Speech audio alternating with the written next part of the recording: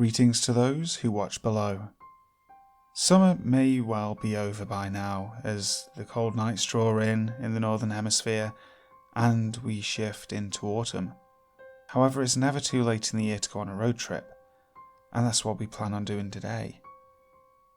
Sit back and relax while we discover 3 truly creepy road trip stories. The Road Trip by Wandering 33. When I was younger, each summer and almost every New Year, my family would pack the car and go on a road trip to visit family in Mexico. We never had any problems until one particular trip when I was 8. Like every road trip before, we left our home in North Texas around 6 p.m. in order to reach our destination the next morning at around 2. We crossed into Mexico, and that's when things got weird. When you're on the only stretch of freeway in the middle of the desert, you don't tend to freak out about having the same car behind you for miles. It was practically pitch black outside our car windows, the only visible shapes being the dotted stars and the eerie silhouettes of the cacti. We'd been in Mexico for about an hour and still had a few more to drive, and I remember sleeping, but still being semi-conscious of what was around me because I didn't have the skill to really fall asleep in a car. So when my mother suddenly spoke my dad's name, I heard her. "Miguel, that car behind us. It's been behind us since we left Laredo." My dad peeked at the car and then shrugged off my mother's tension. A lot of cars use this road. He's probably going to Reynosa or another city, and he left it at that. Despite his sureness, my mum kept a wary eye on the car behind us. By this time, my siblings and I were hyper-aware of the car and entertained ourselves with watching the car through the gaps in the luggage that blocked the rear window. We got tired pretty quick. "He's getting closer," my mum noted, and we turned to watch as the car inched closer and closer to us. "He's too close, Miguel." And she was right. By this time, the car was practically pressed against the rear of our car, and on a lonely stretch of highway in the middle of nowhere, with another few hours until daylight, it was downright scary. We couldn't do much. My dad didn't slow down, didn't stop, and he didn't speed away either. He just drove, and the car followed. The next 30 minutes were the most tense we had ever experienced. The car would ease off sometimes, only to press its blinding headlights against our rear once more, like he knew he was freaking us out, and enjoying it. It was during one of the periods that the car had pulled away that my mum spotted a police car up ahead, parked on the side of the road, and she didn't miss a beat. "Pull over, right in front of the police. Pull over now, Miguel." And he did. And the car kept driving. I wonder how confused the policeman must have been as he watched my dad park our car right in front of him. The policeman came over and asked what was wrong, and my mother urgently told him everything. The car, the way it followed us and taunted us. The policeman took her claims seriously and told us of how people were victimized and had their cars stolen on these empty highways by thugs and criminals.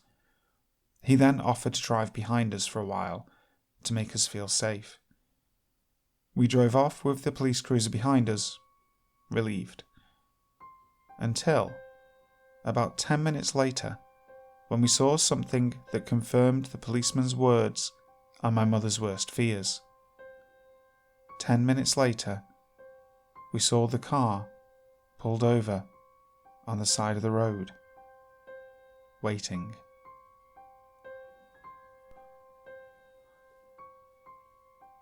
Road Trip Story, West Texas, Near Miss, by resonanteye. I was on a cross-country road trip with a colleague. We were driving through West Texas on a major highway. In the area where we were, even the major highway was pretty desolate. There had been a truck stop or gas station about every 100 miles, and every one of them was solitary, with no other buildings in sight. These weren't really towns, the exits, just places to get more gas to get to the next gas station. It was pretty late at night, and my colleague had been driving for like 4 hours.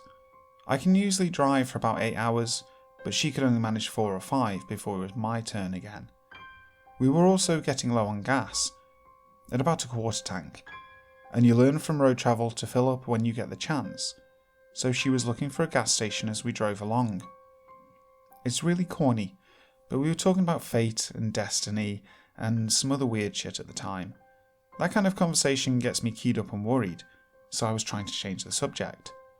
She took an exit while we were talking, and I got out my coffee mug so I could fill up for my turn driving.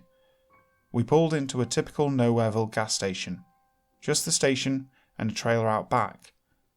There was another car parked in front of the doors off to one side. We got out, still talking, and walked up to the double doors, each of us grabbing a handle. The doors were locked. I turned and looked around to see if there was a sign, and noticed several things in succession. The coffee maker inside was halfway done brewing a fresh pot of coffee. The monitors that showed the store were visible from outside, where we were. But all of them were showing static, and there was a splash of bright red on the door in the back of the place, which was closed. I suddenly realised I was looking at a huge streak of blood with handprints on it. Every hair on my neck stood up. My friend began shaking the door, yelling, "We need to get gas!" But I had already turned and walked away from the doors. "We have to leave. Now." I grabbed her arm and started propelling her back to the car. Now I noticed the other car in the lot. It had no plates. It was dingy and had dents. There was an empty gun rack in the window of it. I ran to the car, dragging her with me. She seemed to take forever to open her door and get in. The whole time she kept saying, "But we need gas," while I tried to explain to her, "There's blood in there. Blood." After what seemed like a year, she pulled the car out. When we were backing up, I saw through the windows that the back door in the gas station was opening. We had pulled away before anyone came out though, thankfully. I freaked out until we were 20 miles down the highway. I tried to call the police but had no signal. I didn't get a signal until we had driven about 40 miles and got to a truck stop. Again, not in a town, just a building on its own in the middle of nothingness. I called the cops. They thanked me, and I never heard anything more about it. To this day, I feel like if I hadn't freaked out, we probably would have met the robber, or whoever was in the back room of that place.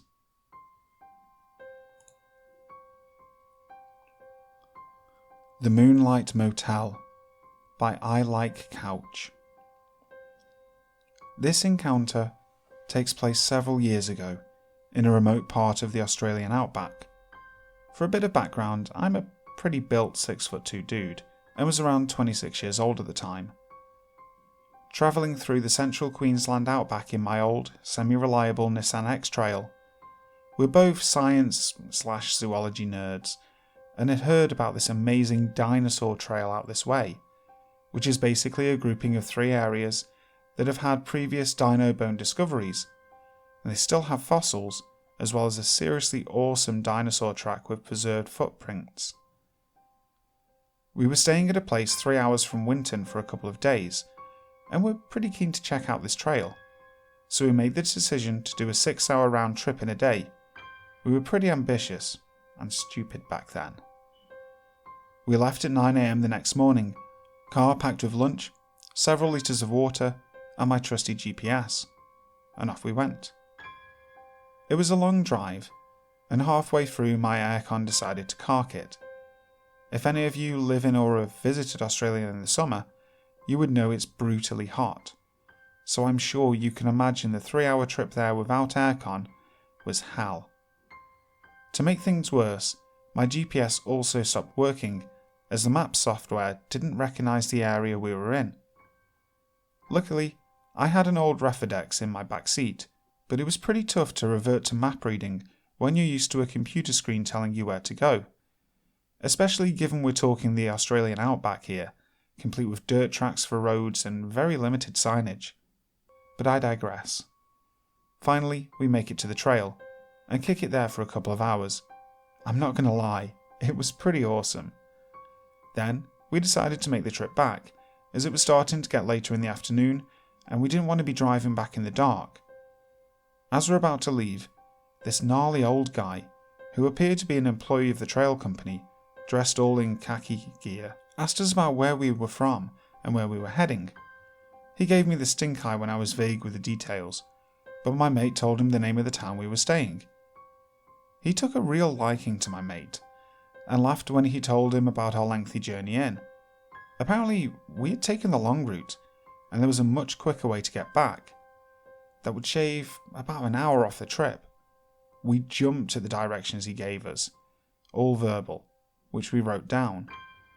Off we went on our merry way, thinking how lucky we were to have met this old dude who gave us some sweet intel on a shortcut home.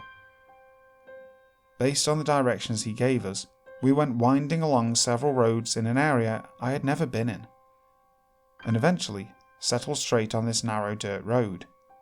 We were supposed to reach an intersection after about half an hour, take a right, and continue on that road until we got to a main highway that would take us back. After an hour and a half of driving on this dirt trail though, we still hadn't reached this intersection. I started to freak out a bit, thinking we'd missed the turn, but my mate was completely chilled out and was sure that we'd get there eventually. I think he thought I was driving too slowly, but there are kangaroos out there, man, and those things can seriously damage your car if you hit one. We'd been travelling for a while now, and it was getting later and later in the day. It got to the point where the petrol in the tank was only a quarter full.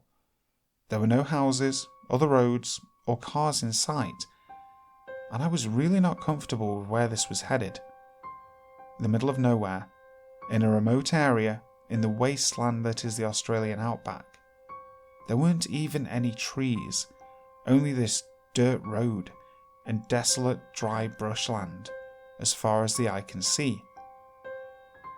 I stop the car and tell my mate to get the binoculars out the back to take a look around in case he can see a landmark. Yes, I carry binoculars in my car. He obliges and can just make out a house-like structure not too far in the distance. So we made the decision to head for that. We figured it could be a house and maybe the people would be nice enough to give us some petrol to top us up, and some better directions out of there. As we neared this structure, it became apparent that it was not a house at all. We pulled up out front and see that it's an old caravan that has been burned to a shell from the inside out.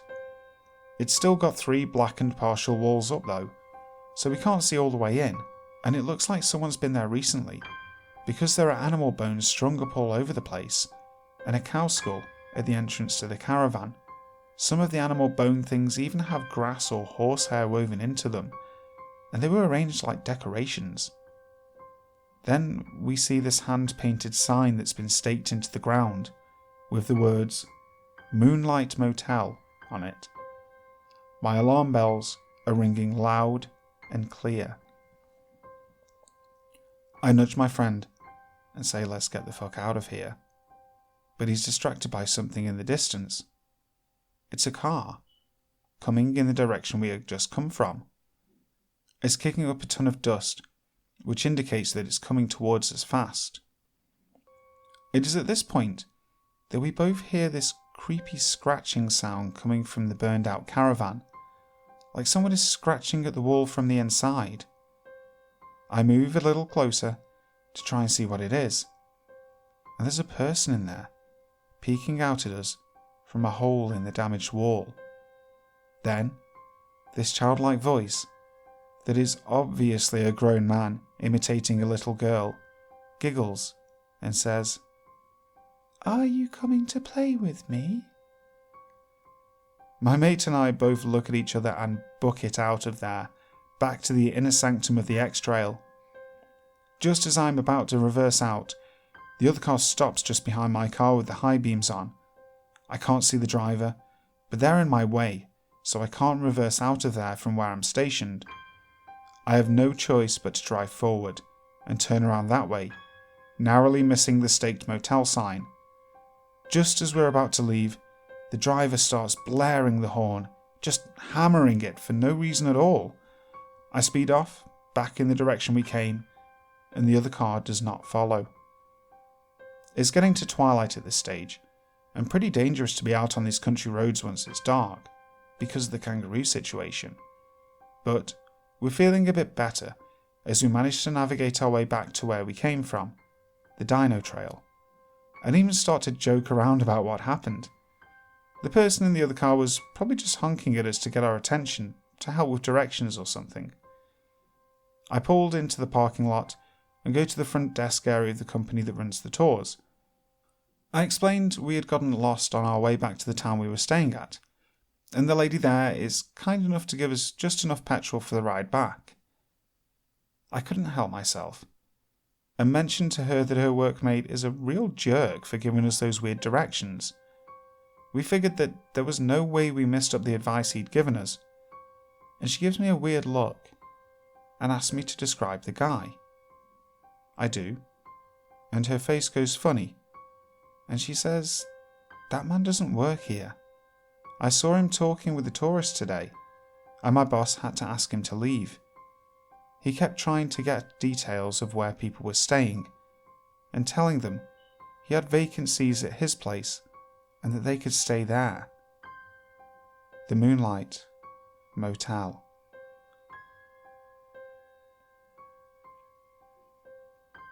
Hey again guys, thank you so much for watching today's video. I've got a question for you. When was the last time you went on a proper road trip, or have you never been on one? Let me know in the comments down below. Also, thank you so much for the kind words on my previous video and welcoming me back onto YouTube. It really means a lot. If you want to hear more road trip stories, let me know, or any other subject you'd like to hear about, just tell me. You can find me on Twitter, and also my email details if you want to send a story are in the description box as well. Also, if you haven't already, it would be a massive help if you could subscribe to the channel, and also while you're doing that, hit the notification bell. That way you'll know the next time that I release a video. So, until next time, sleep tight.